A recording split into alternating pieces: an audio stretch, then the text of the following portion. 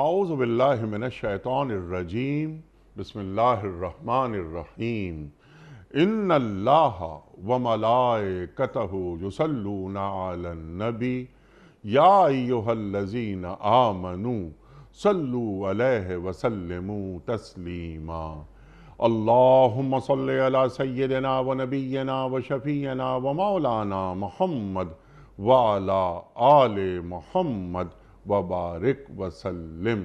محترم خواتین و حضرات، السلام علیکم۔ پیام صبح کے ساتھ ایک بار پھر حاضر میں ہوں آپ کا میزبان انیق احمد۔ جمعہ اور ہفتہ 2 دن سوال و جواب کے لیے ہوتے ہیں پیام صبح میں۔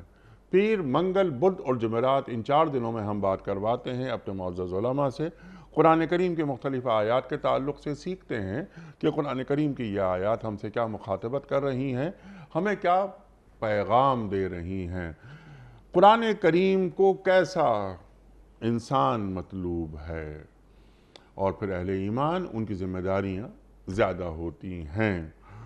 خواتین و حضرات، اپنے معزز علماء کے ہم شکر گزار رہتے ہیں کہ وہ تشریف لاتے ہیں اور ہماری علمی کمی کو دور فرما دیتے ہیں۔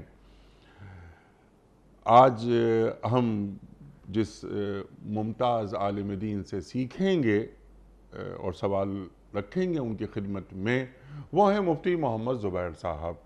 خواتین و حضرات، مفتی محمد زبیر صاحب ہمارے ملک کا ایک جانا مانا نام، ممبر اسلامی نظریاتی کونسل، فارغ التحصیل دارالعلوم کراچی۔ مفتی صاحب کو خوش آمدید کہتے ہوئے پروگرام کا آغاز اللہ تعالیٰ کے بابرکت نام سے، سورہ حدید آیات 11 اور 12۔ اعوذ باللہ من الشیطان الرجیم بسم اللہ الرحمن الرحیم من ذا الذی یقرض اللہ قرضا حسنا فیضاعفہ لہ ولہ اجر کریم۔ یوم تری المؤمنین والمؤمنات یسعی نورہم بین ایدیہم وبایمانہم بشراکم اليوم جنات تجری من تحتها الانہار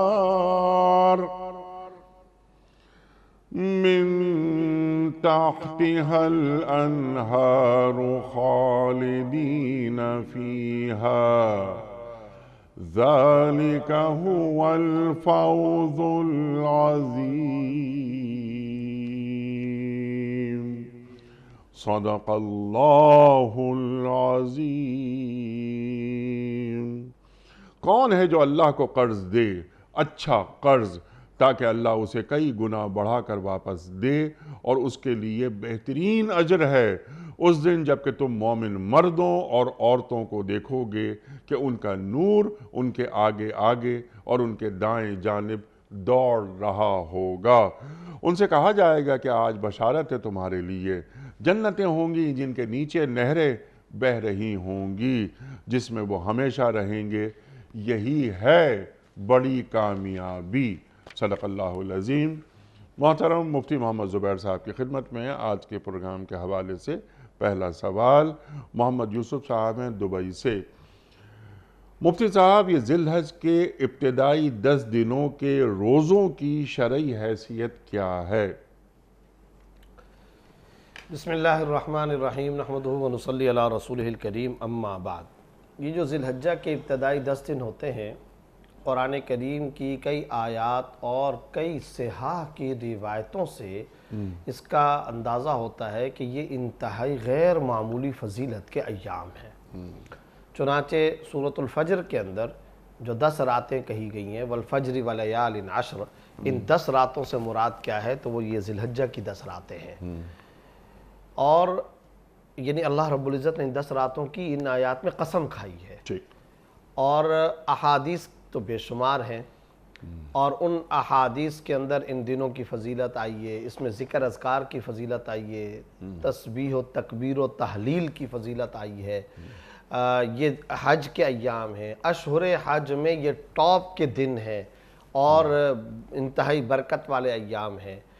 روزوں سے متعلق بھی مختلف علیحدہ احادیث کے اندر جی ان کی غیر معمولی فضیلتیں آپ صلی اللہ علیہ وسلم نے صلی بیان اللہ فرمائی ہیں۔ علیہ وسلم۔ مثلا ابن ماجہ کی ایک حدیث میں آپ صلی اللہ علیہ وسلم نے ارشاد فرمایا کہ ذی الحجہ کے جو ابتدائی دن ہیں ان ابتدائی ایام میں روزہ رکھنا یہ 1 سال کے روزوں کے برابر ہے، اللہ اکبر، یعنی 1 دن کا روزہ 1 سال کے روزے کے برابر ہے۔ اللہ، یہ روایت ابن ماجہ کے اندر آئی ہے۔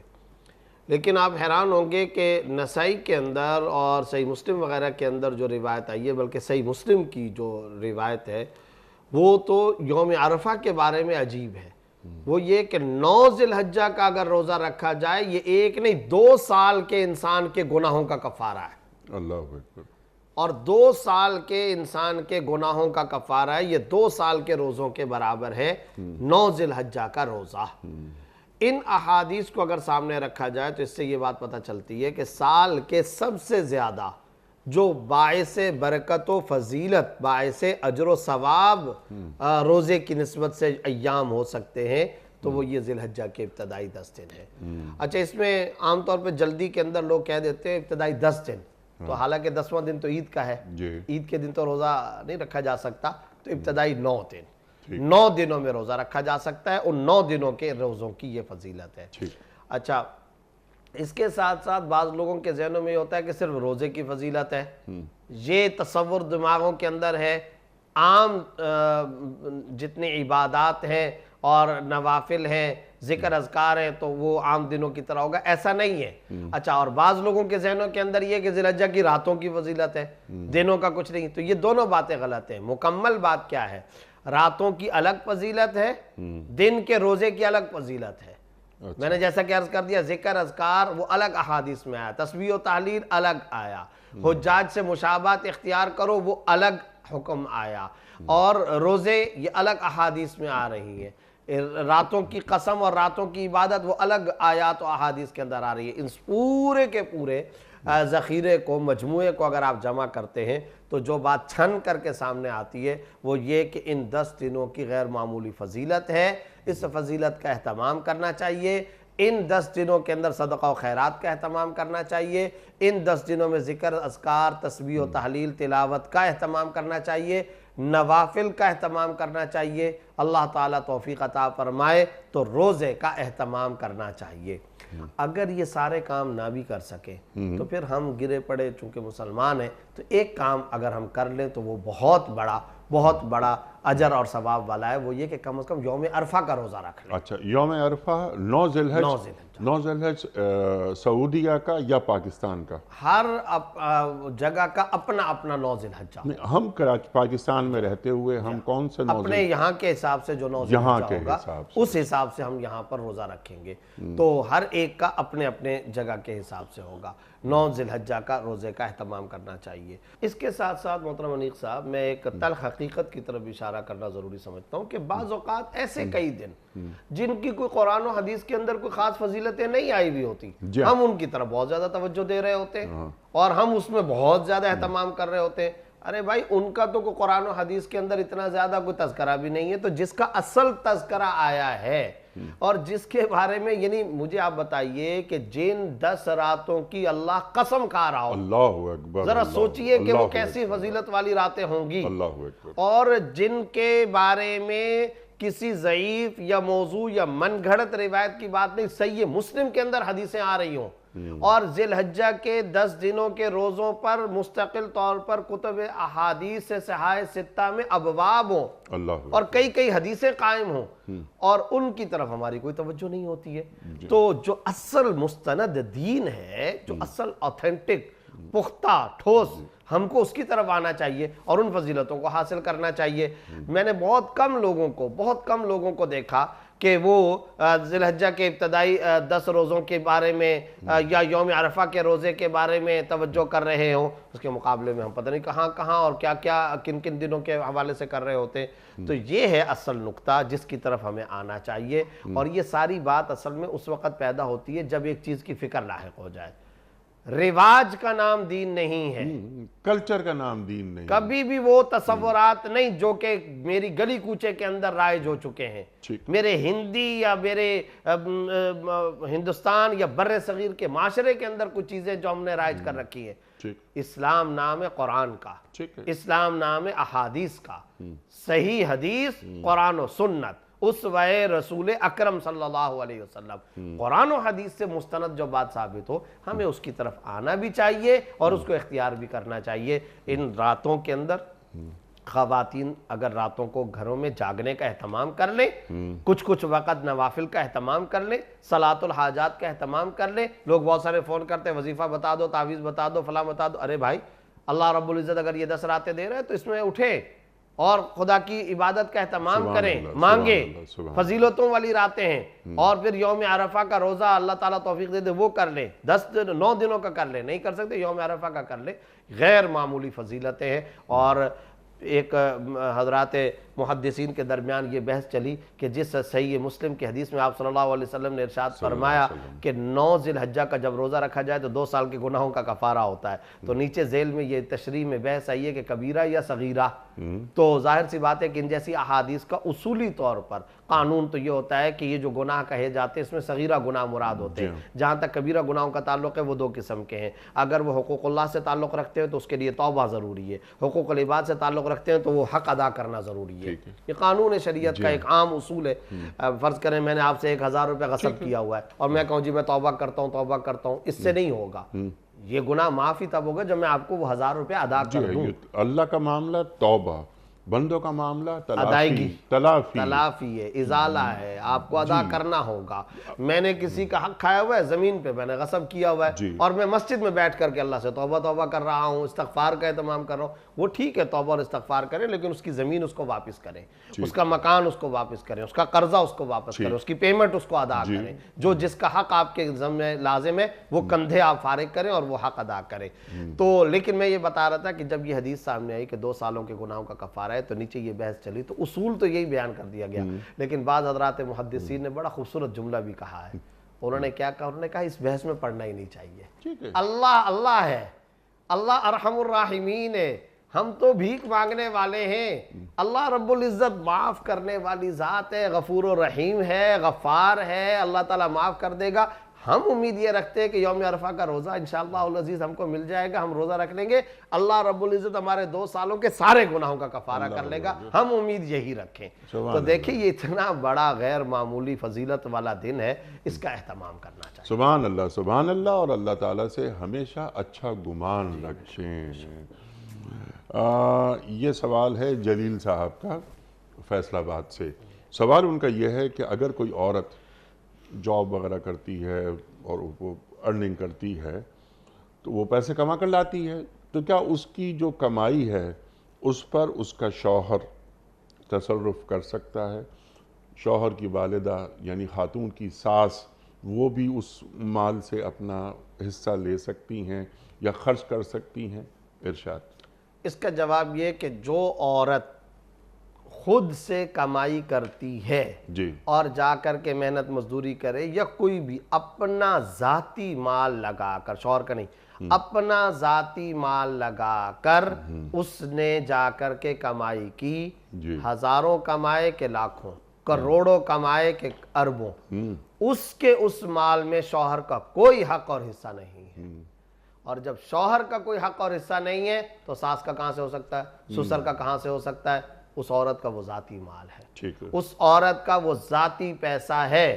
اور اس کے ساتھ ساتھ آپ یہاں ایک بات ذہن میں رکھیں، عورت کے نان و نفقے کی ذمہ داری کس پر ہے؟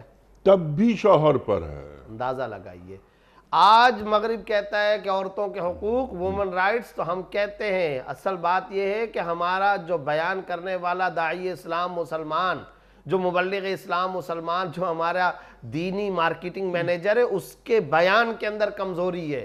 کیوں نہیں وہ اٹھ کر کے یہ مسائل بیان کرتا؟ اب آپ یہ دیکھیں یہ کتنا بڑا مسئلہ ہے. ایک عورت ہے اگر وہ ذاتی طور پر پیسوں کی مالک ہے, اس کے مال کے اوپر ذرہ برابر شوہر تصرف نہیں کر سکتا. شوہر کو اس کے مال کے اندر تصرف کرنے کا یا اس کے مال کو خرچ کرنے کا یا استعمال کرنے کا کوئی رائٹ اور حق نہیں ہے. اور جب شوہر کو نہیں ہے تو شوہر کی والدہ کو بھی نہیں ہے, شوہر کے والد کو بھی نہیں ہے, شوہر کے اپنے تمام رشتہ داروں کو بھی کوئی حق نہیں ہے. یہ عورت کا ذاتی ترکہ ہے, ذاتی مال ہے, وہ خود اس مال کی مختار ہے. یہ ایک الگ بات ہے کہ اگر عورت اپنے طور پہ محبت میں شوہر کو دینا چاہے, ہم اس کی بات نہیں کر رہے, وہ گفٹ دے, وہ شوہر کو پیسہ دے, مال دے, وہ اس کے, لیکن ہم بات کر رہے ہیں فرض حصے کی, ہم بات کر رہے ہیں رائٹ کی, ہم بات کر رہے ہیں رسپانسبلٹی کی, حقوق کی بات کر رہے ہیں. تو شوہر کے لیے ہرگز اس بات کی کوئی اجازت نہیں ہے کہ وہ بیوی کے مال سے کوئی اپنا حق یا اپنا حصہ جتائے, ہے ہی نہیں ہے اس کا حق اور حصہ. یہ سارے کا سارا بیوی کا ذاتی مال ہے. اور یہی وہ چیزیں ہیں کہ آج کے دنیا کے اندر ہم اس کو بیان نہیں کرتے. جتنے حقوق اسلام نے عورتوں کو دیے ہیں, صرف اس وجہ سے نہیں کہ ہم مسلمان ہیں تو ہم یہ دعویٰ کرتے ہیں, صرف اس وجہ سے نہیں کہ ہم کوئی دینی طالب علم ہیں, داڑھی ٹوپی مولوی کی شکل و صورت اور دینی طالب علم ہیں چونکہ, تو لہذا ہم عقیدت کی وجہ سے, تقلیدی دماغ کی وجہ سے, محبت کی وجہ سے, اپنے ایک عشق کی وجہ سے ہم بات کریں. نہیں, شرح صدر کے ساتھ تمام مذاہب کا وومن رائٹس کے حوالے سے اسٹڈی اور مطالعہ کرنے کے بعد خدا کی قسم کھا کر کے ہم کہتے ہیں سرکار دو عالم صلی اللہ علیہ وسلم نے عورتوں کو جو حقوق دیے کسی نے وہ حقوق نہیں دیے, کسی ملت اور مذہب نے وہ حقوق عورتوں کو نہیں دیے جو عورتوں کو حقوق رسول اللہ صلی اللہ علیہ وسلم نے دیے ہیں. اور دیکھیے آپ نے ایک بہت اہم بات کہی ابھی کہ اگر وہ کروڑ پتی ہے تب بھی اس کے نان نفقے کی ذمہ داری شوہر پر ہے. آگے چلیے, صرف اور صرف اس عورت کا معاملہ نہیں ہے, دنیا میں جب بھی کوئی انسان پیدا ہوتا ہے اور آتا ہے تو اس کے تمام مسائل زندگی میں سے, اس کی زندگی کے مسائل میں سے سب سے بڑا مسئلہ معاش کا ہوتا ہے. اور جب ہم لفظ معاش بولتے ہیں تو اس میں اس کا روزگار, لباس, علاج, خوراک, غذا, قیام, طعام, لباس, علاج, معالجہ, یہ سارے کا سارا اس کے اندر آتا ہے. اندازہ لگائیے ایک لڑکی کو, ایک مؤنث کو, ایک عورت کو خدا نے کیا مقام بلند دے رکھا ہے. پیدائش سے لے کر مرتے دم تک اس پر اپنے اخراجات کی ذمہ داری خدا نے ڈالی ہی نہیں ہے. اللہ اکبر. بیٹی ہے تو کیا ہے, تمام تر خرچہ باپ کرے گا. اچھا باپ کرے گا نہیں, بلکہ باپ کو خرچہ کرنے کا حکم نہیں دیا گیا. حدیث کے اندر آپ صلی اللہ علیہ وسلم نے فرمایا ادبہن واحسن تادیبہن, ادب اور تعلیم بھی پڑھائے اور اچھی تعلیم دلائے. کہا جاتا ہے نا عورتوں کو تعلیم, او بھائی حدیث کے اندر اعلیٰ تعلیم دلانے کی بات آ رہی ہے, اعلیٰ ادب سکھانے کی بات آ رئی ہے. اور کیا آپ صلی اللہ علیہ وسلم ارشاد فرما رہے ہیں, اگر کوئی والد اپنے بیٹے بیٹی کو ایک سا, ایک مٹھی گندم دے دے, صحیح ہے, اس کے مقابلے میں یہ بہتر ہے کہ وہ اس کو تعلیم کا کوئی نقطہ سکھا اور سمجھا دے, تعلیم کی اہمیت کے پیش نظر. لباس تو بلکہ اس سے بھی پہلے کی بات ہے, اچھا نام رکھو, اس سے بھی پہلے کی بات ہے, بچی کی ولادت پر خوشی کا اظہار کرو. اگر اذا بشر احدهم بالانثى ظل وجهه مسودا وهو كظيم, چہرہ سیاہ ہو رہا ہے, اندرونی طور پہ ٹینشن کا شکار ہو رہے ہو, دماغ تمہارا اس کے اندر توحش کا, گھبراہٹ کا شکار ہو رہا ہے, تو ذرا اپنے ایمان کا بھی محاسبہ کر لو, کہیں زمانہ جاہلیت سے تمہارا تعلق تو نہیں ہے. یہ آیت جو اتری تھی ابو جہل وغیرہ کے بارے میں آئی تھی, کہیں تم اس کے ساتھ تو نہیں اپنے آپ کو شامل کروا رہے, متعلق بن رہے, ان کی مشابہت تو نہیں اختیار کر رہے. حضور اقدس صلی اللہ علیہ وسلم نے تو یہ فرمایا کہ اگر بچی کی ولادت ہو گئی, خدا کی رحمت منتقل ہو گئی ہے, اللہ رب العزت کی رحمت, اور ہمیشہ سوال نعمت پر ہوتا ہے, رحمت پر سوال بھی نہیں ہوتا. تو اللہ کی رحمت آ گئی. پھر آپ مجھے بتائیے کہ نبی صلی اللہ علیہ وسلم کو اللہ تعالیٰ نے جو چیزیں بھی عطا فرمائی اچھی دی ہوں گی یا بری دی ہوں گی, ہمیشہ اچھی دی ہوں گی. ایک کے بجائے 4 صاحبزادیاں دی ہیں, آپ صلی اللہ علیہ وسلم کی 4 صاحبزادیاں ہیں, تو یہ اللہ رب العزت نے نبی صلی اللہ علیہ وسلم کو بیٹیاں دی ہیں, تو بیٹی اچھی ہوتی تھی نا, تبھی تو نبی صلی اللہ علیہ وسلم کو, اپنے حبیب و محبوب صلی اللہ علیہ وسلم کو اللہ رب العزت نے یہ نعمتیں عطا فرمائی ہیں, رحمتیں عطا فرمائی ہیں. اور بیٹیوں کے بارے میں کیا کیا غیر معمولی فضائل ہیں. اور پھر جب یہی بیٹی بڑی ہوتی ہے, اب آپ دیکھیں پچھلے دنوں ایسا ہوا, اسلامی نظریاتی کونسل کے اندر ایک بل ہے, اس بل پر بحث ہوئی. وہ یہ کہ پنجاب وغیرہ کے اندر یہ آیا ہے کہ کتنے افسوس کی بات ہے کہ کوئی بالغ بیٹا بڑا بیٹا اپنے بوڑھے والدین کو گھر سے نہیں نکال سکے گا۔ یہ بل اسمبلی میں لایا جا رہا ہے۔ پہلے تو افسوس کی بات یہ کہ یہ بل لانے کی ضرورت کیوں پیش آئی، یہ وقت آ گیا، یہ وقت آ گیا۔ انا للہ و انا الیہ راجعون۔ جبکہ اللہ کے رسول فرما رہے ہیں صلی اللہ علیہ وسلم کہ انتا و مالو کا لے ابی کا، تو اور تیرا مال تیرے باپ کا ہے۔ اور پھر وہاں پر تو بات یہ ہے کہ یہ جو کچھ اس کا مکان ہے وہ بیٹے کا تو ہے بھی نہیں ہے، وہ تو باپ نے کما کر کے بنایا تھا۔ آج یہ وقت آ گیا اور اسمبلیوں میں یہ بل لانے کی ضرورت پیش آ رہی ہے۔ باقاعدہ یہ بل آیا، پھر اس بل کو ریفر کیا گیا to the Islamic ideology council کہ بھائی اس کے اوپر ان دی لائٹ آف دی قرآن و سنہ آپ لوگ رائے دو۔ چنانچہ ہم اس کے اوپر کام کر رہے ہیں اور اس کے اوپر پوری تحقیق کی۔ تو اس کونسل کے اجلاس کے اندر یہ بات آئی، جب اس پورے مسئلے کی ہم نے شرعی طور پر تحقیق کی، ریفرنسز نکالے، حوالہ جات نکالے، عبارات نکالی، احادیث وغیرہ، تو اس میں میں نے یہ بات عرض کی کہ دیکھیں اللہ رب العزت نے پہلی بات تو یہ کہ اگر وہ مکان باپ کا ہے، یقیناً باپ نے بنایا ہوتا ہے، پھر بچے جوان ہو جاتے ہیں، کسی بیٹے بیٹی کو یہ اختیار نہیں کہ بوڑھے والدین کو گھر سے نکالے، اس کا کوئی تصور نہیں ہے، بلکہ اس کے برعکس ہے۔ بالغ ہونے کے بعد بیٹے کا مکان کے اندر رہنا یہ ماں باپ کی رضامندی پر موقوف ہے۔ اللہ وہ چاہیں گے تو رکھیں، اور اگر وہ چاہیں تو پھر ٹھیک ہے، وہ جائے اور جا کر کے خود کمائے، خود جا کر کے وہ کرے۔ لیکن آپ اندازہ لگائیے بالغ بیٹے کے بارے میں تو یہ ہے شریعت کا حکم کہ اب وہ اگر کمانے کے قابل ہو چکا، نوجوان ہے، جوان ہے، پڑھائے، اب جائے اور جا کر کمائے۔ لیکن بیٹی کے بارے میں نہیں ہے، بیٹی بالغ ہونے کے باوجود بھی باپ کی کفالت میں رہے گی تا وقتے کہ اس کی شادی کا انتظام نہ ہو جائے۔ اب آپ اندازہ لگائیے یہاں پر بھی کہ جب تک وہ بیٹی ہے، بالغ ہو یا نابالغ ہو، اس کا قیام، اس کا طعام، اس کا لباس، اس کا علاج و معالجہ، اس کے تعلیمی اخراجات، اس کے ٹریولنگ کے اخراجات، اس کے سارے بل، اس کے سارے ایکسپینسز جتنے ہیں وہ سارے باپ کے ذمہ ہیں۔ بالغ ہونے کے بعد بھی جب تک شادی کا اہتمام اور انتظام نہیں ہوتا اس وقت تک بھی باپ کے ذمہ ہے۔ ہاں بیاہ دی گئی، شادی ہو گئی، اب وہ اپنے گھر چلی گئی، بس اب جا کر کے باپ کی ذمہ داری ختم ہوگی۔ اب کس کی ذمہ داری شروع؟ شوہر کی۔ اب شوہر کی ذمہ داری۔ اچھا اب شوہر کی ذمہ داری ہے، آگے کی کیا صورتحال ہے؟ شوہر کما کر کے لائے گا، اس کو دے گا، دیتا رہے گا، دیتا رہے گا، دیتا رہے گا۔ انسان ہے، زندگی ہے، بشر ہے، اگر فرض کرے شوہر کا انتقال ہو جاتا ہے تو شوہر کے انتقال کے بعد اب یہ جو ماں ہے، عورت ہے، اس کی ذمہ داری کس پر ہے؟ اگر بالغ اولاد موجود ہے تو فوری طور پر اب نفقے کی ذمہ داری کا چارج بالغ بیٹے کے ذمہ آ جائے گا۔ اب یہ چارج سنبھالے گا، ماں کو جا کر کے خرچہ دے گا۔ اور اگر بالغ بیٹا موجود نہیں ہے، یہ بیٹی اگر اپنے ماں باپ کے پاس جاتی ہے تو والد وہ کرے گا، وہ نہیں ہے تو بیت المال خرچ کرے گا، حکومت وقت یہ خرچ کرے گی۔ حکومت وقت کے ذمہ ہے کہ وہ اس عورت کا سارا نان نفقہ برداشت کرے۔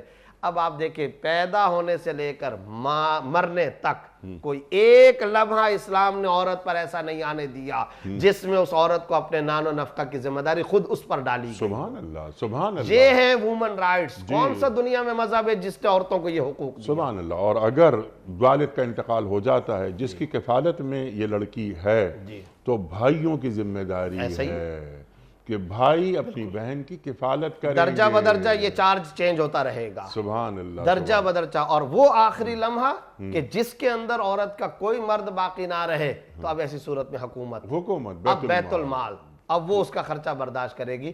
تو یہ ہے اصل عورتوں کے حقوق، ان کو بیان کرنے کی ضرورت ہے۔ اور خاص طور پر ہمارا وہ ویسٹرن کلچر اور وہ ہمارا مغربی معاشرہ کہ جس میں عورت اور مرد کمائی کی الگ الگ مشین بنے ہوئے، اس کا بینک بیلنس الگ، اس کا پیسہ الگ، جا کر کے یہ باتیں بتاؤ، وہ کہتے ہیں یہ کون سی سٹوریاں ہیں، یہ کون سی کہانی بیان کر رہے ہیں کہ جناب عورت کا سارا خرچہ اس کا والد، اس کا بھائی، اس کا شوہر، اس کا باپ، یہ اس کا بیٹا وہ برداشت کریں گے۔ ہاں یہی اسلام ہے، سبحان اللہ، یہ ہیں عورتوں کے حقوق، یہی تو فخریہ بیان کرتے ہیں۔ یہ بہت اچھی بات آپ نے فرمائی کہ جو ہمارا جو ویسٹ ہے وہ کچھ اور سمجھ رہا ہے، تو حکیمانہ انداز سے دین کی بات ان تک پہنچا دی جائے۔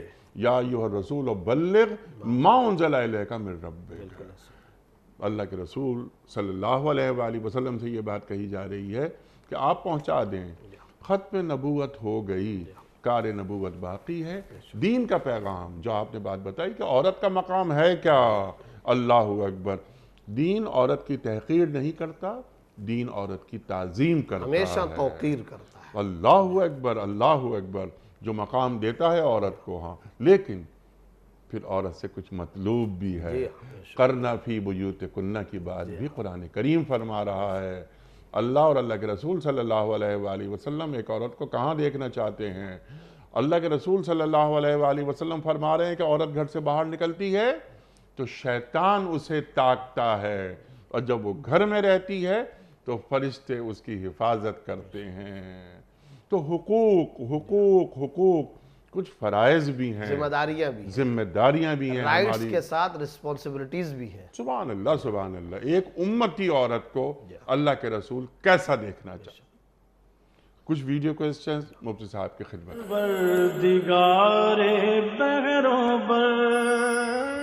السلام علیکم مفتی صاحب، میرا سوال یہ ہے کہ دکاندار کے پاس مال موجود ہے اور اس کی قیمت بڑھ گئی، آیا اس مال کو پرانے قیمت پر بیچنا چاہیے یا نئے قیمت پر بیچنا چاہیے؟ دین اس کے بارے میں کیا کہتا ہے؟ مفتی صاحب، اس سے پہلے کہ آپ جواب عطا فرمائیں، کتنا اچھا سوال اور کتنی سادگی سے اس بچے نے کر دیا. بہت اہم سوال. ارشاد. دیکھیں، اصل بات تو یہ ہے کہ شریعت میں پہلے تو یہ نقطہ سمجھنا چاہیے کہ کیا پروفٹ کا یا منافع کا کوئی مخصوص تعین مقدار کے اعتبار سے شریعت نے کیا ہوا ہے یا نہیں. تو اس کا جواب یہ کہ ایسا کوئی مخصوص تعین تو اسلام نے نہیں کر رکھا کہ جس مقدار پیسہ کے بعد اگلا جو پروفٹ ہے وہ حرام ہو جائے. ایسی کوئی مقدار کوانٹٹی تو شریعت نے فکس نہیں کی ہے. کل یتصرف فی ملکہ کیف شاء، ہر انسان اپنی ملکیت میں جیسے چاہے تصرف کرنا چاہے وہ کر سکتا ہے. سبحان اللہ. البتہ شریعت نے کچھ اصولی قسم کی، قانونی قسم کی تعلیمات دی ہیں، اور وہ اصولی تعلیمات یہ ہیں کہ ہمیشہ کسی بھی چیز کا پروفٹ اتنا رکھو جتنا اس چیز کا عام عرف رواج اور مارکیٹ کے اندر قیمت کا تعین. سبحان اللہ سبحان اللہ. فرض کریں کہ پورے کے پورے سارے کے سارے لوگ کھڑے ہیں اور اس میں فروٹ کا ایک درجن ہے 300 روپے کا، اور ٹھیک ہے، اب آپ 300 کو 290 کر لو، 295 کر لو، 305 کر لو، 310 کر لو، 19-20 چلتا رہتا ہے، ڈزنٹ میٹر. لیکن وہ 300 روپے کا ہے ساری جگہوں پر، اور آپ دینا شروع کر دیں 450 500، آپ ایک کئی گنا بڑھا دیں، تو یہ جو پروفٹ ہوگا اس کو حرام پھر بھی نہیں کہا جائے گا، لیکن یہ اخلاقی تعلیمات کے خلاف ہے. یہ اسلام کی روحانی، دینی، اخلاقی، سماجی خاص طور پہ جو رفاہی خدمات ہوتی ہیں، رفاہی اور سماجی قوانین و تعلیمات کے برعکس ہے. لہٰذا کرنے کا کام یہ ہے کہ ایسی صورت میں مارکیٹ میں کار ہے، کاروں کے عرف اور رواج میں جتنا پروفٹ کمایا جاتا ہے، کپڑا ہے، کپڑے کی انڈسٹری کے اندر، ٹیکسٹائل کی دنیا میں اس کے اوپر جتنا پروفٹ کمایا جاتا ہے، آپ کے پاس کوئی جوتوں کی دکان ہے تو جتنا اس کا وہ پروفٹ کمایا جاتا ہے اتنا ہی پروفٹ آپ کمائیں، اس سے زیادہ نہیں کمانا چاہیے کہ اس میں کراہت آتی ہے. کراہت سے مراد یہ کہ ناپسندیدگی آتی ہے، عدم افضلیت آتی ہے، خلاف اولا ہے، ناپسندیدہ ہے. یہ جو سوال انہوں نے پوچھا کہ یہ جو پوچھ رہے تھے ہمارے نوجوان بھائی کہ بھائی پرانی قیمت پر دیں کہ نئی والی قیمت پر، اس کے بارے میں جواب یہ ہے کہ اگر نئی قیمت کا تعین یا اناؤنسمنٹ ہو چکی ہے تو یہ نئی قیمت پر بیچ سکتے ہیں، اس میں ان کو کوئی ممانعت نہیں ہے، بیچ سکتے، شرعاً کوئی حرج کی بات نہیں ہے، اور اس کے اوپر یہ پروفٹ کمانا چاہیے، یہ پروفٹ ان کے لیے حلال ہے. البتہ چونکہ انہوں نے جو خریدا تھا وہ پرانے ریٹ کے مطابق خریدا، اور پرانے ریٹ پر ان کو نفع اگر مل رہا ہے، نقصان نہیں ہے، پرانے ریٹ پر بھی اگر ان کو نفع مل رہا ہے، تو اگر یہ پرانی والی قیمت پر بیچیں گے تو یہ زیادہ اجر و ثواب والی بات ہے، یہ زیادہ اخلاق کا تقاضا ہے، یہ اچھی بات ہے. وہ جو حضرت جریر رضی اللہ تعالیٰ عنہ کی ایک حدیث ہے صحیح مسلم کے اندر، وہ باقاعدہ کسٹمر، بائر اور سیلر پرچیزر کے بارے میں آپ صلی اللہ علیہ وسلم نے فرمایا تھا کہ ہمیشہ ایک چیز یاد رکھنا، النصح لکل مسلم، ہر مسلمان کے لیے خیر خواہی کا جذبہ. آپ صلی اللہ علیہ وسلم نے یہ وصیت فرمائی، یہ نصیحت فرمائی. چنانچہ وہ ہمیشہ ان کے بارے میں بڑا مشہور حضرت جریر رضی اللہ تعالیٰ عنہ کے بارے میں کہ کوئی آ کر کے ان کو کہتا تھا کہ بھئی آپ یہ اپنا گھوڑا، یہ سواری، یہ اونٹ آپ فروخت کرتے ہو؟ وہ کہتے ہیں جی فروخت کرتا ہوں. پھر یہ کہتے ہیں اچھا بھی قیمت لگاؤ، تو وہ قیمت لگاتے ہیں 2000 درہم. تو یہ کہتے ہیں 2000 درہم تم لگا رہے ہو، حالانکہ یہ بیچنے والے نہیں، یہ 2000 تو تم بہت زیادہ لگا رہے ہو، سوچ لو. پھر وہ کہتا ہے اچھا تو پھر 1800 میں خریدوں گا. بھئی یہ 1800 تو بہت زیادہ ہے. کرتے کرتے روایات کے اندر آتا ہے یہ حالانکہ بیچنے والے وہ خریدنے والا کرتے کرتے 2000 سے یہ 900-1000 اور 1100 پر لے کر کے آتے تھے ان کو. بارگیننگ الٹی اللہ برعکس بارگیننگ. کسی نے ان سے پوچھا آپ ایسا کیوں کرتے, آپ تو بیچنے والے تاجر ہیں, آپ کو تو پروفٹ کا. نہیں نہیں, سرکار دو عالم صلی اللہ علیہ وسلم کی نصیحت صلی یاد اللہ آ علیہ جاتی ہے. وسلم. آپ صلی اللہ علیہ وسلم کا وہ جملہ جو مجھے آپ صلی اللہ علیہ وسلم نے فرمایا تھا وہ میرے کانوں میں پڑا ہوا ہے, ہر ایسے موقع پر مجھے وہ بات یاد آتی ہے, اور وہ کیا, النصح لکل مسلم, ہر مسلمان کے لیے خیر خواہی کا جذبہ. تو میں اپنے لیے جو پسند کرتا ہوں وہ دوسرے کے لیے کرتا ہوں. مجھے نبوی وصیت و نصیحت یاد آ جاتی ہے, لہذا میں اس کے مطابق ان کے ساتھ بارگیننگ یوں کرتا ہوں کہ تم تو بھائی بہت زیادہ ریٹ لگا رہے ہو, یہ اتنی قیمتی نہیں ہے, اس کا ریٹ اور کم کرو اور کم کرو, تب جا کر کے میں بیچ دیتا ہوں. تو یہ ہے اعلیٰ سنہری تعلیم. سبحان اللہ سبحان اللہ, کہ میں انسانیت کی زیادہ خدمت کرنا چاہتا ہوں, میں فیض زیادہ فراہم کرنا چاہتا ہوں. مفتی صاحب یہ بہت بڑی بڑی یہاں پر باتیں ہیں. میں کچھ سوالات رکھتا ہوں آپ کی خدمت میں. اس سے پہلے کہ میں سوال رکھوں, قرآن کریم کی ایک آیت کا ٹکڑا میں چاہتا ہوں ذرا اسے آپ کھول دیجئے. آپ نے بھی لفظ استعمال کیا نبوی معاشرت صلی اللہ علیہ وآلہ وسلم, کہ ہمارے رسول صلی اللہ علیہ وآلہ وسلم مسلمانوں کی معاشرت کیسی دیکھنا چاہ رہے ہیں. یُؤْثِرُونَ عَلَىٰ أَنفُسِهِمْ وَلَوْ كَانَ بِهِمْ خَصَاصَةٌ, کیا معنی ہے اس کے؟ عجیب و غریب آیت ہے, اور آیت کا بڑا عجیب و غریب حصہ. اللہ اکبر. اور پھر یہ ہے بھی کن کے بارے میں, للفقراء المہاجرین, یعنی اندازہ لگائیے کہ وہ فقراء ہیں, مہاجرین ہیں, گھر بار سے وہ آئے ہوئے ہیں, ان کے گھر بار چھوٹ گئے اور مالی اعتبار سے فقراء ہیں, لیکن کیا صحابہ کرام کی صفت آپ صلی اللہ رب العزت بیان فرما رہے, یؤثرون علی انفسہم ولو کان بہم خصاصہ, وہ اپنے نفسوں پر دوسروں کو ترجیح دیتے ہیں, ایثار و قربانی کا اعلیٰ مظاہرہ کرتے ہیں, باوجود اس کے کہ وہ خود محتاج اور ضرورت مند ہیں. کہہ لینا بڑا آسان ہے انیق صاحب, یہ چھرے چل جاتے ہیں سینے پر, یہ آرے چل جاتے ہیں دل پر, خنجر چل جاتے ہیں, کوئی آج نہیں کر سکتا. ہمارا معاشرے کا ہر صاحب ثروت, آپ, کوئی بینک, ہر فرد صدقہ تب کرتا ہے جب اس کے پاس وافر مقدار میں پیسہ اور مال موجود ہو, ضرورت سے زائد ہو. اپنی ضروریات کا پورا محاسبہ کر لینے, سیف سائیڈ رکھنے, فیوچر کی پلاننگ کرنے, پھر اپنے ساتھ بیوی, بچے, کسی کے پوتے ہو گئے, نواسے ہو گئے, وہ بیٹی, بیٹی کے بچے, بیٹے, ان کی آل اولاد, گھر بار, سب کچھ دیکھ بھال کر لینے کے بعد ہم چند ٹکے پیسے صدقہ کرتے ہیں. جی ہاں, سمجھ گئے کہ نہیں؟ ہماری حالت اس وقت یہ ہے, جو بندہ بھی ہماری سوسائٹی میں صدقہ کرتا ہے پہلے وہ ان تمام چیزوں کا جائزہ لیتا ہے. صدقہ کر رہا ہے پہلے بینک بیلنس دماغ میں لائے گا, اچھا بھی بینک بیلنس کے اندر پیسہ کتنا ہے, یہ جو میں دے تو رہا ہوں, جان جاتی ہے. جی ہاں, اور یہ پھر ان کی میں بات کر رہا ہوں کہ جو اعلیٰ درجے کے لوگ ہیں, صدقہ تو کر رہے ہیں, جی ان سے تو کروڑوں درجہ بہتر ہے نا, کہ جو بالکل ہی جمع کرتے رہتے ہیں, انفاق کا تصور ہی نہیں ہے, خرچ کرنے کا تصور ہی نہیں ہے. یہ تو ان کی بات ہو رہی ہے جو خدا خوفی, خشیت خداوندی سے متصف ہیں, کہ اللہ کے راستے کے اندر انسانیت کی خدمت کرتے اور صدقہ و خیرات کا اہتمام کرتے ہیں. ان کا معاملہ بھی آج کے دور کے اندر یہ ہے, ہر ایک کا تقریباً, کہ وہ کیا کام کرے گا, پہلے اپنے مال کا, اپنے تمام آسائشوں کا, سہولتوں کا تصور لائے گا.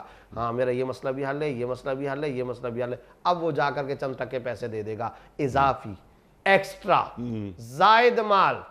لیکن قرآن کریم صحابہ کرام کی کیا فضیلت بیان کر رہا ہے, یؤثرون علی انفسہم ولو کان بہم خصاصہ. اور پھر یہ صرف اور صرف اللہ, یعنی اللہ رب العزت سرٹیفکیٹ دے رہے ہیں. ایک ایک صحابی کے دل دماغ کے اندر یہ بات کوٹی, کیا نبوی تربیت تھی, سبحان اللہ, کیا شاہکار تربیت تھی, کیا کامیاب ترین معلم انسانیت صلی اللہ علیہ وسلم, کیا شاگرد تیار کر لیے. چنانچہ احادیث کے اندر کیا آتا ہے, غزوے کا موقع ہے اور زخمی صحابہ کرام ہیں, اور پانی ان کو مانگا جا رہا, پانی مانگ رہے ہیں, اور پانی لے جا کر کے ان کو پہنچایا جا رہا ہے. نہیں مجھے نہیں, این نزا کے وقت میں بھی ساتھ والے کو پانی دے دو, اس کو پانی دے دو, اس کو دے دو. ساتھ کے ساتھ حضرات نے جانیں دے دی, مگر اپنے بھائی سے پہلے پانی کا گلاس منہ پہ لگانا گوارا نہ کیا.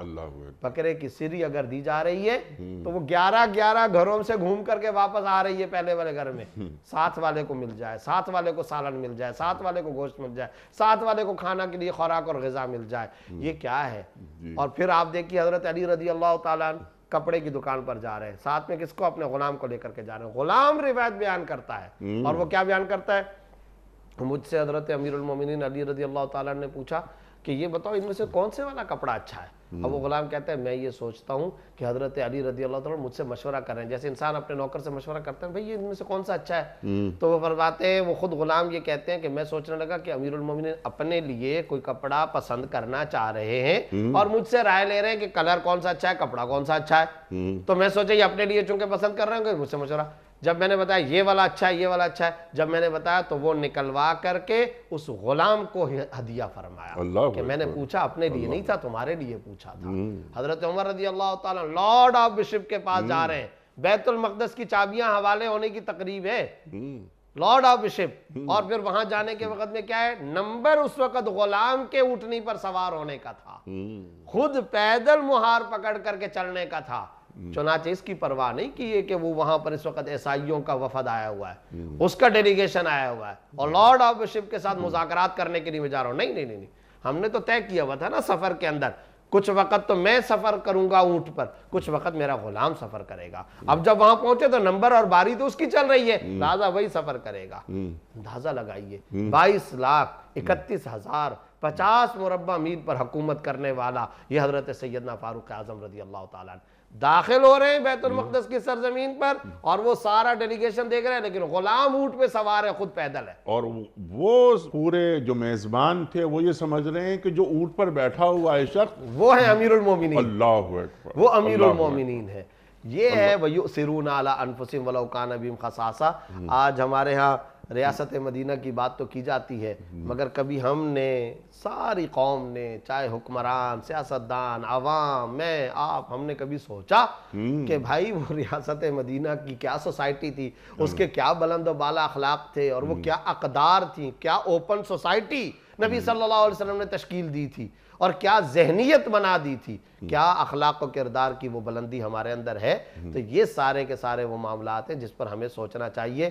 وَيُؤْثِرُونَ عَلَىٰ أَنفُسِهِمْ وَلَوْ كَانَ بِهِمْ خَصَاصَةٌ. اس سے بڑا شاندار سرٹیفکیٹ صحابہ کی شان میں اور کوئی نہیں ہو سکتا کہ اللہ رب العزت ان کے لیے یہ گواہی دے رہا ہے, اور پھر اس پر جو ان کو اجر ملے گا, جو مقام ملے گا. سبحان اللہ, سبحان اللہ, سبحان اللہ, سبحان اللہ.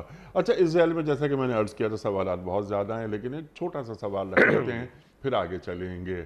ہمارے پاس یہ ہوتا ہے, آپ بھی دیکھتے ہیں, ہم بھی دیکھتے ہیں, سوسائٹی ہماری کہاں جا رہی ہے. وہ جسے کہتے ہیں نا کہ وہ کیسا نبی کیسا خدا, پیسہ نبی پیسہ خدا, بس یہ ایک مال کی دوڑ لگی ہوئی ہے. ہوتا تھا 2-4 روپے بڑھ جاتے تھے پیٹرول میں, اب پیٹرول کی قیمت بھی بہت بڑی رقم بڑھ جاتی ہے دیکھتے ہی دیکھتے. تو اعلان ہو گیا شام کو 5 بجے کہ پیٹرول کی قیمت میں 30 روپے لیٹر کا اضافہ ہو گیا, پیٹرول پمپس بند ہو گئے, کیونکہ اب 12 بجیں گے رات کو, تو اب یہ فی لیٹر میں 30 روپے کما لوں گا اگر میں کسی پیٹرول پمپ کا مالک ہوں. تو لیا تھا میں نے پچھلی قیمت پر, لیکن آپ نے اجازت دی ہے, آپ نے فرمایا کہ ہاں, لیکن یہ انسانیت کی تذلیل نہیں ہے, انسانیت کا استحصال نہیں ہے. آپ نے فرمایا کہ انسانیت کی خدمت کی جائے. لائنیں لگی ہوئی ہیں پیٹرول پمپ پہ, موٹر سائیکلیں کھڑی ہیں 200, گاڑیاں کھڑی ہیں 300, لائن لگی ہوئی ہے. پمپ نے لائٹس بند کی, اندھیرا کر دیا, 12 بجے وہ لائٹس کھل گئیں. تو یہ حرام پیٹ میں جا رہا ہے یا حلال؟ دیکھیں, اس سلسلے میں بات یہ ہے کہ جو ہم نے یہ بات کی ہے کہ پرانی قیمت کے بجائے جو آپ نے پہلے سے خریدا ہوا ہے مال, اگر آپ اس کو نئی قیمت پر بیچو گے تو شرعاً اس کی اجازت تو ہے. یہ جو ہم نے کہا ہے انیق صاحب, اس کا تعلق اس صورتحال سے جب نارمل حالات ہوں, جب نارمل حالات ہوں کہ لوگوں کو کوئی خاص تکلیف کا معاملہ نہیں ہے, آپ کے پاس ایک آئٹم آیا ہوا ہے, اب آپ نئی پرائس پر اس کو فروخت کرتے, ٹھیک ہے. لیکن جو منظر آپ بتا رہے, جو ہم نے اپنی آنکھوں سے دیکھا اور پچھلے دنوں کراچی میں دیکھا, لوگوں نے پیٹرول پمپوں پر توڑ پھوڑ بھی کی ہے, جو منظر, اس کے اندر تو ظاہر سی بات ہے کہ بیچارہ ایک عام آدمی ہے, وہ موٹر سائیکل گھسیٹ کے لا رہا ہے, ایک گاڑی والا ہے, ایمبولینس ہے, لوگ ہیں, خواتین ہیں, بچے ہیں, بلک رہے ہیں, पेट्रोल गाड़ियों के अंदर ख़त्म हो गया है। अब सिर्फ और सिर्फ इस झंझट की वजह से, इस चक्कर की वजह से कि जनाब हमने लाइट्स ऑफ कर दिए, कोई पेट्रोल नहीं हम देंगे, 12 बजे के बाद नया दिन शुरू, नई प्राइस लागू, उसके मुताबिक हम देंगे, तो बिल्कुल गलत है, ये नाजायज़ है। और जैसे जैसे इंसानियत को तकलीफ ज्यादा होती चली जाएगी, इसका अदम जवाज बढ़ता चला जाएगा। आपने नाजायज फरमाया, ये हराम है, यानी ये अब ये इसकी हुर्मत में इजाफा होता चला जाएगा। जितने लोगों को तकलीफ ज्यादा, ये है तकलीफ की निस्बत से इसका शरई हुक्म, तकलीफ कम, इसके अंदर हुर्मत भी कम। तकलीफ बढ़ती गई, ग्राफ बढ़ता गया, हुर्मत बढ़ती जाएगी, और तकलीफ बढ़ती गई और हुर्मत बढ़ती गई, ये नाजायज होते होते होते हराम हो जाएगा, खिलाफ इंसानियत हो जाएगा, खिलाफ शरई तालीमात होता जाएगा, खिलाफ दीन होता चला जाएगा। और आप अपनी आंखों के सामने देख रहे हैं कि लोगों को अजियत पहुंच रही है, उसके बावजूद भी आप ज्यादा तो फिर ये ज़ख़ीरा अंदोज़ी वाले मामले में चला जाएगा, जो ज़ख़ीरा अंदोज़ी हराम है, जिस ज़ख़ीरा अंदोज़ी के बारे में सख्त वईदें हैं, और जिसके बारे में आप सल्लल्लाहु अलैहि वसल्लम ने ज़ख़ीरा अंदोज़ी के बारे में मलऊन का लफ्ज़ इस्तेमाल फरमाया, मलऊन मने हत्ताकारा, जो जरूरत की चीज को अगर ज़ख़ीरा अंदोज़ी करता है, खुदा की लानत हो उसके ऊपर, मलऊन फरमाया आप सल्लल्लाहु अलैहि वसल्लम ने, और लानत फरमाई है, ये नबवी अल्फाज है, हदीस के अंदर अल्फाज आए हैं। तो ये याद रखिए कि इस तरीके से, अच्छा फिर वहां ताल्लुकात इस्तेमाल होना शुरू हो जाते हैं, फिर छप्पड़ से जा करके हाँ भाई इनको दे दो, ये अपना बंदा है, इसको पेट्रोल दे दो, दूसरे लोगों को ना दो। फिर वहां पर बाकायदा लोग जाते हैं जिनका ताल्लुक होता है मोहल्ले टाउन इलाके के अंदर, उनको वो मिल जाता है, बाकी लोगों को नहीं देते, वो बेचारे कहाँ से मोटरसाइकिल घसीट करके ला रहे हैं। लेकिन अनीक साहब, ये जब आपने बात छेड़ी है तो मैं एक आध जुमला ये भी कहना चाहता हूँ कि जिस अंदाज की महंगाई बढ़ाई गई है, और फिर इसके जो पूरे इफेक्ट्स आ रहे हैं, जो अब इफेक्ट आएंगे, उससे पाकिस्तानी सोसाइटी की क्या सूरत हाल होने वाली है, जिस्म कांप उठता है, क्राइम कहाँ पहुंचेगा और उसका रेशो कहाँ पहुंचेगा, और आम मुतवस्सित अफराद प्लस गरीब अफराद जो कि ज्यादा तादाद है, उस पर इसके क्या क्या बदतरीन और मजमूम तरीन असरात पैदा होंगे। अल्लाह रब्बुल इज्जत उन असरात बद के देखने से हमको बचाए, और अल्लाह हमारे मुल्क की हालत सुधारे। इस पर हमें एमरजेंसी नाफिज करनी चाहिए। मैं यहाँ एक बात कहना चाहता हूँ, ये जो आपने अभी एक आयत पढ़ी थी, वयुसिरूना अला अनफुसिहिम वलौ काना बिहिम खसासा, इस महंगाई की सूरत हाल को कंट्रोल करने के लिए इस आयत को हमारे तबका अशराफिया में बार बार अंडर डिबेट लाने की जरूरत है। सुभान अल्लाह। हर महकमा अपने अलल्ले तलल्लों से बाज आए, अज खुद, हालात बहुत खराबी की तरफ जा रहे हैं महंगाई के, अज खुद, और खतरनाक इंडिकेशंस, खतरनाक इशारे, उसके लिए हम सब को, मिसाल के तौर पर तमाम के तमाम वज़रा, अफसरान, ब्यूरोक्रेट, इस पूरे अशराफिया तबके को अपना पेट्रोल आधा करना होगा, तनख्वाह कम करनी होगी, अपने जो कुछ उनको मिल रहे हैं मराहत, उसमें कमी लानी होगी, और सिर्फ एक दो नहीं, सारे महकमों को, हर महकमे को, चाहे अदलिया हो, चाहे फौज हो, चाहे हमारे सियासतदान हो, चाहे पार्लियामेंट के लोग हो, चाहे ब्यूरोक्रेसी हो, बिजनेसमैन हो, कोई शख्स भी हो, कोई अशराफिया का तबका ऐसा नहीं छूटना चाहिए जो सादगी की तरफ ना आए। हमें सादगी की तरफ आना होगा, हमें आना होगा इस तरफ कि हम आसान, बासहूलत, सादा तर्ज हयात को अपनाएं, तब जा करके बहसियत मजमूई हम इस महंगाई वाले जिन पर काबू पा सकेंगे। वरना आम अफराद पर जो इसके असरात बद आएंगे, उसके असरात के तसव्वुर से बदन कांप उठता है, खतरनाक हालात की तरफ हम जा रहे हैं। अल्लाह करे कि हम सब इसके लिए तैयार हों। सुभान अल्लाह, सुभान अल्लाह। वो तमाम जो तबकात है जिनकी जानिब आपने इशारा फरमाया, वो तो बहुत अहम तबकात हैं, मुक़्तदरा है हमारा, लेकिन ये आम अफराद जिनका ताल्लुक़ अहले सरवत अफराद से है, वो भी सादगी अपनाएं। जैसे आपने फरमाया, अभी किसी अच्छे होटल में खाना खाने चले जाएं तो वहाँ जगह नहीं मिलती बैठने के लिए, और पर हेड क्या लिया जाता है, कम से कम 3-4 हज़ार रुपये, 3 से 4 हज़ार रुपये पर हेड। और वीकेंड पे चले जाते हैं तो हम जाके देखते हैं वहाँ कि जनाब वाला, यानी जाते हैं हम, कोई हमें ले जाता है, वरना आपको तो पता है कि हमारे हालात कैसे हैं।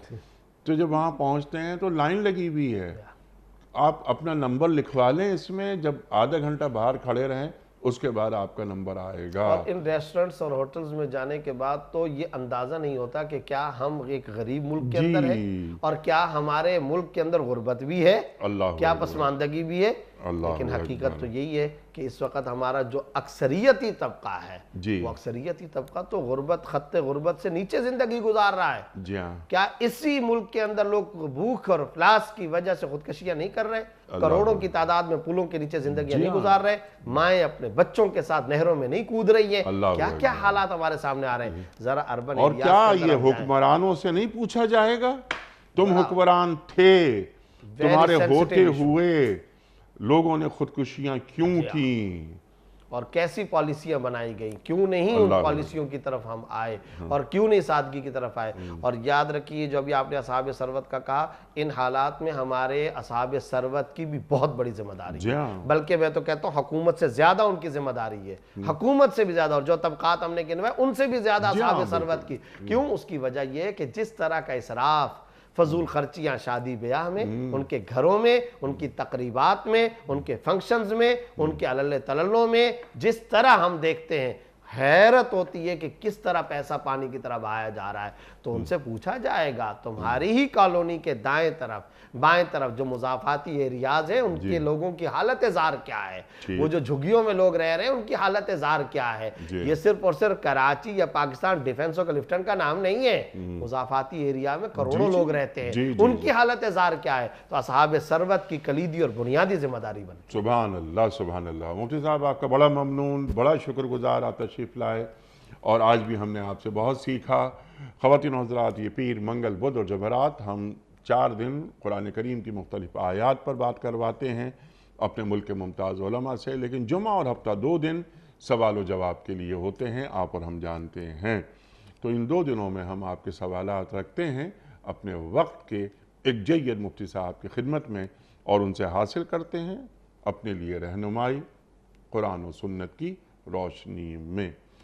وقت یا مکمل ہوا ہمارے آج کے پروگرام کا. آپ اور ہم جانتے ہیں کہ پیام صبح کا اختتام ہوتا ہے روزانہ ایک قول پر، اور وہ قول ہوتا ہے صاحب نہج البلاغہ امیر المومنین حضرت علی مرتضیٰ کرم اللہ وجہہ کا. آپ فرماتے ہیں کہ جو لوگ تم سے کم حیثیت کے ہیں انہی کو زیادہ دیکھا کرو، کیونکہ یہ تمہارے لیے شکر کا ایک راستہ ہے. اللہ اکبر اللہ اکبر. جو لوگ تم سے کم حیثیت کے ہیں انہی کو زیادہ دیکھا کرو، کیونکہ یہ تمہارے لیے شکر کا ایک راستہ ہے. اللہ اکبر. اپنے میزبان انیق احمد کو کل تک کے لیے اجازت دیجیے. خدا حافظ.